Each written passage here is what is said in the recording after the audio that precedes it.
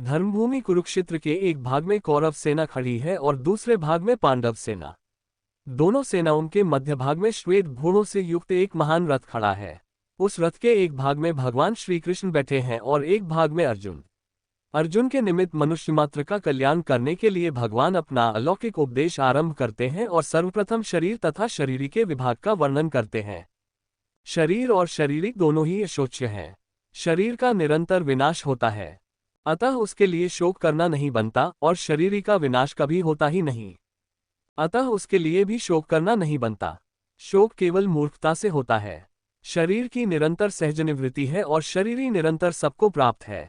शरीर और शरीरी के इस विभाग को जानने वाले विवेकी मनुष्य मृत अथवा जीवित किसी भी प्राणी के लिए कभी शोक नहीं करते।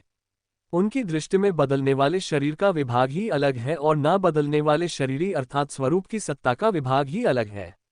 गीता का उपदेश शरीर और शरीरी के भेद से आरंभ होता है। दूसरे दार्शनिक ग्रंथ तो आत्मा और अनात्मा का इदंता से वर्णन करते हैं, पर गीता इदंता से आत्मा अनात्मा का वर्णन न करके सबके अनुभव के अनुसार देहदेही शरीर शरीरी का वर्णन करती है। ये गीता की विलक्षणता है। साधक अपना कल्याण चाहता है तो उसके लिए सबसे पहले ये जानना आवश्यक है कि मैं कौन हूँ।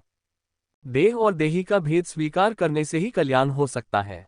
जब तक मैं देह हूँ ये भाव रहेगा, तब तक कितना ही उपदेश सुनते रहें, सुनाते रहें और साधन भी करते रहें, कल्याण नहीं होगा। जो वस्तु अपनी न हो उसको अपना मान लेना और जो वस्तु वास्तव में अपनी हो उसको अपना न मानना बहुत बड़ी भूल है। अपनी वस्तु वही हो सकती है जो सदा हमारे साथ रहे और हम सदा उसके साथ रहें। शरीर एक क्षण भी हमारे साथ नहीं रहता और परमात्मा निरंतर हमारे साथ रहते हैं। कारण कि शरीर की सजातीयता संसार के साथ है और हमारी अर्थात शरीरी की सजातीयता परमात्मा के साथ है। इसलिए शरीर को अपना मानना और परमात्मा को अपना न मानना सबसे बड़ी भूल है। इस भूल को मिटाने के लिए भगवान गीता में सबसे पहले शरीर शरीरी के भेद का वर्णन करते हैं और साधक को उद्बोधन करते हैं कि जिसकी मृत्यु होती है वह तुम नहीं हो, अर्थात तुम शरीर नहीं हो। जिस समय हम शरीर और शरीरी का विचार करते हैं उस समय भी शरीर और शरीरी वैसे ही हैं, और जिस समय विचार नहीं करते उस समय भी वे वैसे ही हैं। विचार करने से वस्तुस्थिति में तो कोई फर्क नहीं पड़ता, पर साधक का मोह मिट जाता है, उसका मनुष्यजन्म सफल हो जाता है।